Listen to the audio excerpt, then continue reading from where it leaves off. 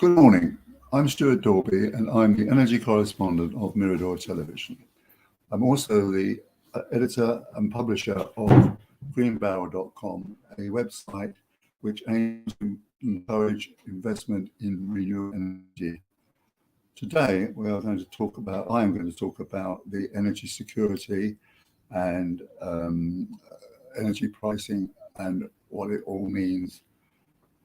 People who watch this program regularly will remember that I talked about Putin declaring war on Ukraine, highlighted the whole question of energy security and energy provision. What we discovered was, of course, Russia was 40% in the supply of the Western European countries. And he came to sort of dominate the thing. West Germany needed 2/3 of its energy from Russian gas, Netherlands 25%, France 17%, and so on. We in the UK only received 5-6% a year because we got most of ours from Norway, from the dwindling reserves in the North Sea, and from LNG from Qatar in the Middle East. But we could sit back there, and we thought, and say, well, if Putin changes the switch, we're going to be all right. But we weren't all right because we're in a global market and the prices kept going up. And that meant we were dependent on Russia, or so it seemed. And as we went along, various theories, like Sudhita Helm had a theory who was the energy professor at Sussex, Oxford University, and advisor to the government. He said, if only we actually made more investment in wind power, if only we had sorted out energy storage, if only we had heat pumps and so on, so heat domestic things, Putin's wouldn't mean anything at all. But we hadn't done that, and so we had to think about alternatives to Russian gas. Now, Boris, on April the 7th, finally came out with his strategy for energy security and supply. And frankly, it's a dog's breakfast. First of all, he said that he, like David Cameron, talked about being a very green energy government. And all of a sudden, he's not green. It started off last June when the wind didn't blow. You see, the problem with wind is it's intermittent. So it didn't blow last thing. And that meant he went to DRAC and asked if they could reinstate two of the 6 power plants, coal power plants it had. So he was back to coal, having said he was going to abandon it all. And then this past couple of weeks, he has given approval for a coking coal plant in Whitehaven. So bang goes the idea of being very green to actually secure our energy supplies. And when you look at the strategic document, it's really quite all over the place. First of all, he said, we haven't given up on fossil fuels altogether, as they kept saying they would do. That's why he went up to Saudi Arabia to see if they would sell us some oil. Secondly, he favours a resurgence of investment in nuclear power. The only good thing that can be said about nuclear power is it's not carbon emitting, and therefore all the other reasons against it are manifest. First of all, the nuclear waste has been a real plague on us, and there's been 20 very serious accidents in our nuclear plants. And then also, he kept on going on about small modular reactors. which are mini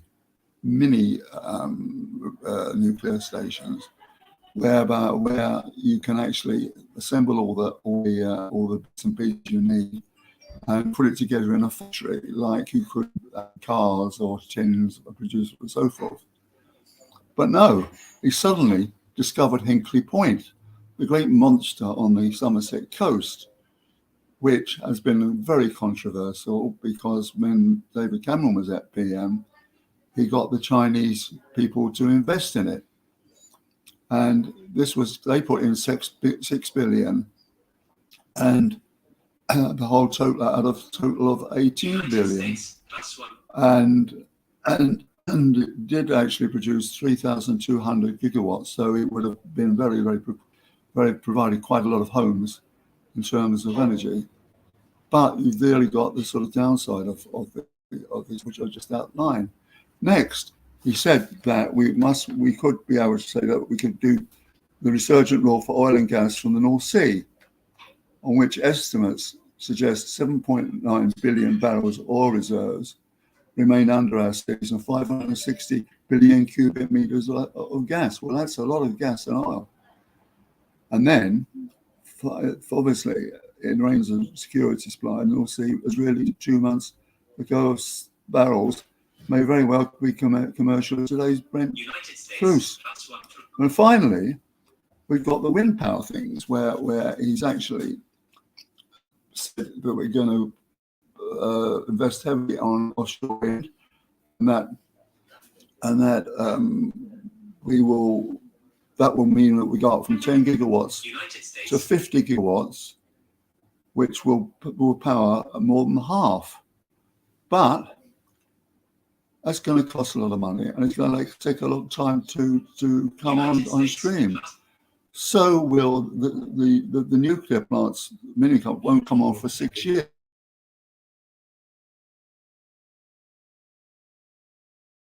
The gap in United States. Right. Sorry, where are we? Then there was a question of the shale gas, which is always very controversial. And they could the Cleveland Hopper Reserve up in the north of England has got 400 trillion cubic feet of shale gas underneath. Now, the problem with that is when they say it's 400 trillion cubic feet, that's 12 noughts, for example.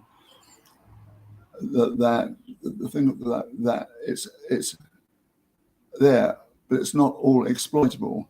It's in place, but not all exploitable. But supposing we've got only 10% of that, which is 40 cubic feet, our use of gas a year is 3.7%. So that gives us 3 years of gas.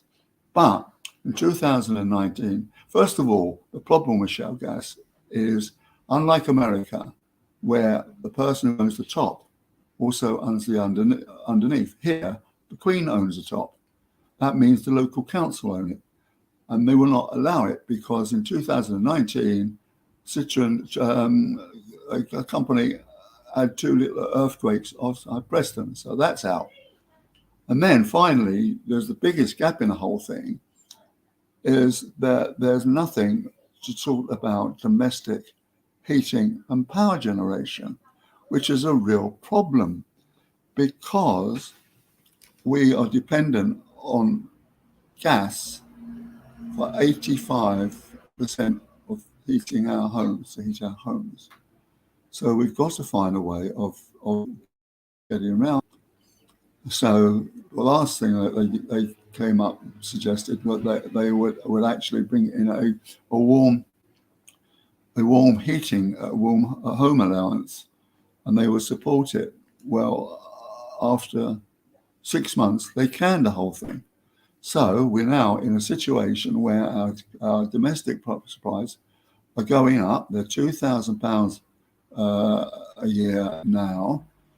And that means fuel poverty for a lot of people. And apparently, next time the energy cap comes in October 1, it's going to go up another 54%, which means £3,000 a year. Well, by that time, people are either going to be starving to death because of food prices or because of the energy crisis.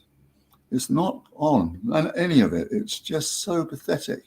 It just illustrates that the governments have failed to get a grip on energy policy in this country. Thank you very much.